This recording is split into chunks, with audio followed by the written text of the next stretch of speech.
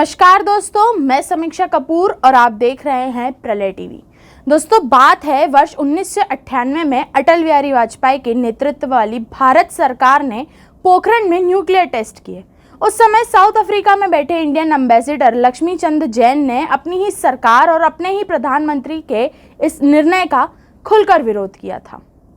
जरा कल्पना कर परिस्थिति का अनुमान लगाइए कि साउथ अफ्रीका में बैठे भारत सरकार के आधिकारिक प्रतिनिधि ने सार्वजनिक रूप से अपने ही देश और अपनी ही सरकार के विरुद्ध मोर्चा खोल दिया और भारत के शत्रुओं के सुर से सुर मिलाकर अपने प्रधानमंत्री और तत्कालीन सरकार की आलोचना करने लगे।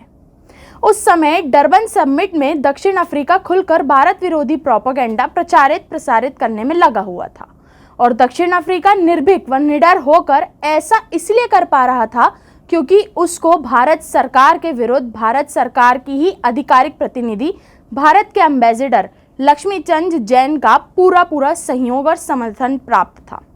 भारत इंटेलिजेंस ने तुरंत अटल बिहारी वाजपेयी को इस डेवलप होती परिस्थिति से अवगत करवाया और अटल बिहारी वाजपेयी ने दक्षिण अफ्रीका से संवाद स्थापित कर वो पूरा डेवलपमेंट रुकवाया। साथ ही एम्बेसडर लक्ष्मीचंद जैन को तत्काल भारत वापस बुला लिया गया,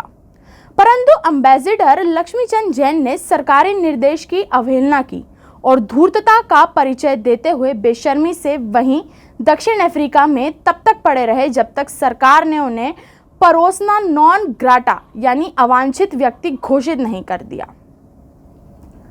भारत वापस आने के बाद लक्ष्मीचंद जैन ने 10 जनपद के दरबार में हाजिरी लगाई और वर्ष 2011 में लक्ष्मीचंद जैन को तत्कालीन कांग्रेस सरकार ने 1998 में वाजपेयी नीति भारत सरकार के आदेश की अवहेलना, भारत में रहकर भारत सरकार को अपमानित करना, ऑन ड्यूटी रहते हुए भारत आदेश न मानना, विदेशी मीडिया के सामने भारत विरोधी बयान देकर भारत की छवि खराब करने और अपने ही देश के विरुद्ध मोर्चा खोलने के पुरस्कार में कांग्रेस द्वारा लक्ष्मीचंद जैन को भारत के दूसरे सर्वोच्च नागरिक सम्मान पद्म विभूषण से सम्मानित किया गया। क्या आप जानना चाहेंगे कि इन लक्ष्मीचंद जैन का पुत्र कौन है? उत्तर है एनडीटीवी का प्रमुख पत्रकार श्रीनिवासन जैन। जी हाँ, वही श्रीनिवासन जैन जो रवीश कुमार और प्रणय रॉय की तिकड़ी का एक अभिन्न अंग है और निरंतर महत्वपूर्ण विषयों पर भारत विरोधी स्टैंड लेने और राष्ट्रहित के विरुद्ध बात करने के लिए प्रसिद्ध है।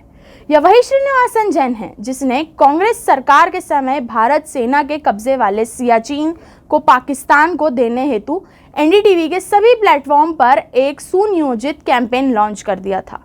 निरंतर सियाचिन के विषय में स्टोरियां चलाई जाती थी, लेख लिखे जाते थे जिनका मूल सार यह होता था कि सियाचिन का कोई महत्व नहीं है, वहां तो मात्र बर्फ है और सियाचिन को भारत के कब्जे में रखने हेतु बहुत पैसा और रिसोर्सेज खर्च होती है और सियाचिन को भारत सेना मात्र अपनी जिद, अभिमान, प्राइड, ट्रॉफी दिखाने के मात्र इस पर सरकार पैसा लुटा रही है, जबकि यह पैसा किसी अन्य महत्वपूर्ण कार्य के लिए भी इस्तेमाल किया जा सकता है। इसलिए सियाचिन को पाकिस्तान को ही दे देना चाहिए। इस विषय पर मनमोहन सिंह ने तो कदम भी आगे बढ़ाए थे, परंतु तत्कालीन सेना प्रमुख वीके सिंह के कड़े विरोध के बाद कांग्रेस सरकार को अपने कदम वापस खींचने पड़े थे।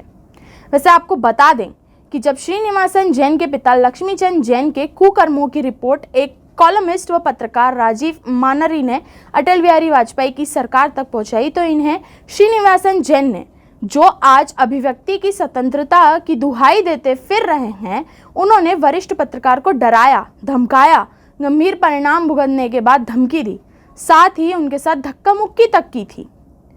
तो धन्यवाद दोस्तों, देखते रहिए प्रलय टीवी।